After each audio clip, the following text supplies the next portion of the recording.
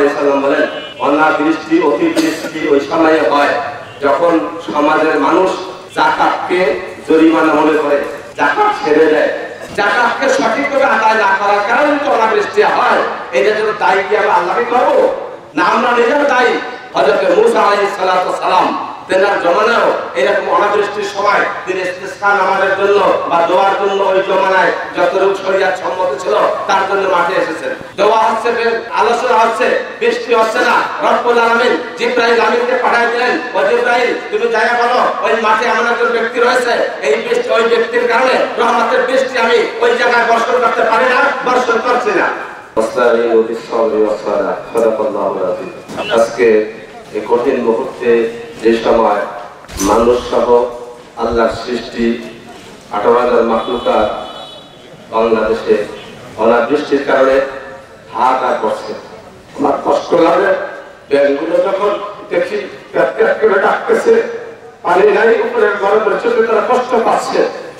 সেই মুহূর্তে শহরে আমাদের কিছু মুরব্বীদের অনুপ্রেরণায় আলহামদুলিল্লাহ আমরা আপনাদের নিয়ে মাঠে এসেছি। একটাই কারণ, আল্লাহ তাআলা কোরআনে কারীমের মধ্যে বলেন, ওয়াস্তাঈনু বিস-সাবরি ওয়াস-সালাহ। হে দুনিয়ার মানুষ, ভুল হইতেই পারে, ভুল করতেই পারো, তোমরা আমি আল্লাহর কাছে সাহায্য চাও দুইটা জিনিসের মাধ্যমে, একটা হলো সালাতের মাধ্যমে আর হলো ধৈর্যের সাথে। সেই লক্ষ্যে আমরা আজকে আল্লাহ তাআলার রহমতের বৃষ্টির অন্বেষণে ইস্তিসকা নামাজের উদ্দেশ্য করে আজকে আমরা মাঠে নেমে এসেছি। ভাইরা, ইস্তিসকা নামাজের জন্য যে কতগুলো শর্ত রয়েছে, কেউ রাগ হয়ে না, বেজার হবেন না। আল্লাহ রাসূল সাল্লাল্লাহু আলাইহি সাল্লাম বলেন, অনাবৃষ্টি অতিবৃষ্টি ওই সময়ে হয় যখন সমাজের মানুষ যাকাতকে জরিমানা মনে করে, যাকাত ছেড়ে দেয়। ভাই, মাঠে যারা আমরা এসেছি সকলেই কি এই বছরের যাকাতটা সঠিকভাবে আদায় করেছি? যাকাতকে সঠিকভাবে আদায় না করার কারণে তো অনাবৃষ্টি হয়। এটা জন্য দায়ী কি আমরা আল্লাহকে করবো না আমরা নিজেরা দায়ী? হ্যাঁ। দ্বিতীয় নাম্বার, আল্লাহর কাছে রহমতের বৃষ্টি কামনার জন্য নিজের গুনাহকে মাফ চেয়ে খালেদ বান্দা হয়ে মাঠে উপস্থিত থাকা। ইতিহাস অনেকের জানা রয়েছে, হযরত মূসা আলাইহিস সালাম তেনার জমানায় এরকম অনাবৃষ্টির সময় তিনি ইস্তিসকা নামাজের জন্য বা দোয়ার জন্য ওই জমানায় যতটুকু শরীয়ত সম্মত ছিল তার জন্য মাঠে এসেছেন। ইতিহাস অনেকের জানা রয়েছে। দোয়া হচ্ছে, আলোচনা হচ্ছে, বৃষ্টি হচ্ছে না। রব্বুল আলামিন জিবরাইল আমিনকে পাঠিয়ে দিলেন, ও জিবরাইল তুমি যাইয়া বলো ওই মাঠে এমন একজন ব্যক্তি রয়েছে, এই বৃষ্টি ওই ব্যক্তির কারণে রহমতের বৃষ্টি আমি ওই জায়গায় বর্ষণ করতে পারি না, বর্ষণ করছি না। মূসা আলাইহিস সালামের কাছে যখন আসলেন, জিবরাইল আমিন আয়েশা কানে কানে বলে গেলেন, জিবরাইল আমিন বলে দিলেন, এই মাঠে এই জাতীয় গুনাহগার যে ব্যক্তি আছে, দয়াপূর্বক আপনি মাঠের থেকে উঠে চলে যান, তাহলে আল্লাহর রহমতের বৃষ্টি বর্ষণ হবে না। ও ভাই, আজকেই যদি এই মাঠের মধ্যে বেশি লাগবে না, আমরা যেই কয়েক হাজার লোক উপস্থিত হয়েছি তার মধ্যে বলা হয়, আর যদি উঠে যাওয়া হয়, ইমাম কালাম ফাউন্ডেশনের সেক্রেটারি মাওলানা ইসমাইল উঠা চলে গেছে। ও ভাই, নজর সরকার করবে কি করবে না যে উনি সেই গুনাহগার, কাজেই ওনার উপরে সবার দৃষ্টি এখন নিক্ষেপ হয়ে যাবে। ও ভাই, সেই ব্যক্তি তখন এমন ভাবে আল্লাহর কাছে আত্মসমর্পণ করে গুনাহকে হাজির নাজির জেনে নিয়ে আল্লাহর কাছে তওবা করলেন, রব্বুল আলামিন গুনাহ আমি করেছি, তুমি জানার কারণেই তো আমি মাঠে বসেছিলাম, মানুষ আপনার খেদায় দেয় নাই। রব্বুল আলামিন আজকে তুমি সেই গুনাহর কথা জিবরাইল আমিনকে জানাইছো, শুকরিয়া করছি যে আমার নামটা তুমি জানাও নাই। রব্বুল আলামিন তোমার দরবারে দরখাস্ত জানাই, আমি তওবা করলাম, জীবনে এই গুনাহ কাজ করব না, আমাকে তুমি দয়া করে মাফ করে দাও।